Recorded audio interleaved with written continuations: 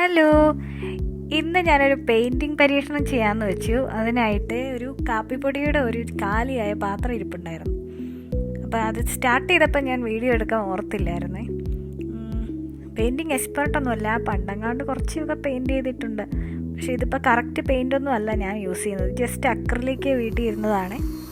അപ്പം ഒരു പരീക്ഷണം ഒന്നോണം ചെയ്യുന്നതാണ് ഇത്. പെയിൻറ്റിങ് അറിയാവുന്നവർ എന്നെ ഒന്നും പറയരുത്.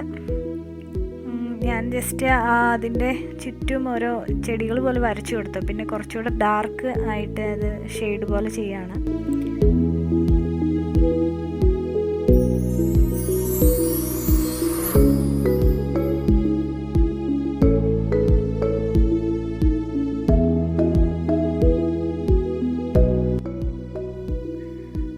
ഇതിപ്പം കുപ്പിയുടെ എല്ലാ സൈഡിലും ഞാൻ ചെടി പോലെയുള്ള അത് വരച്ചു കൊടുത്തിട്ടുണ്ട്. ഇപ്പം അതിൻ്റെ അകത്തുകൂടെ ഇത് തന്നെ പ്ലാന്റ്സ് തന്നെ അകത്തുകൂടെ ഒന്ന് ചെയ്തു. അത് കഴിഞ്ഞിട്ട് അതിൻ്റെ നടുക്ക്, കുപ്പിയുടെ നടുക്ക് ഭാഗമുണ്ടല്ലോ, അവിടെ വെള്ളം പോലെയാണ്. ഇപ്പോൾ ഒരു കുളമാണ് ഞാൻ ഉദ്ദേശിച്ചത്.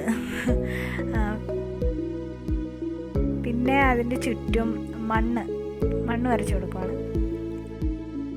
പൂ വരയ്ക്കാനുള്ളതിൻ്റെ പ്ലാനാണ് ഈ കാണുന്നത്. ഓരോ ഡോട്ട് ഇട്ട് കൊടുക്കുന്നു. അതായത് പൂവിൻ്റെ നടുക്കുള്ള സംഭവം ഉണ്ടല്ലോ അതിന്.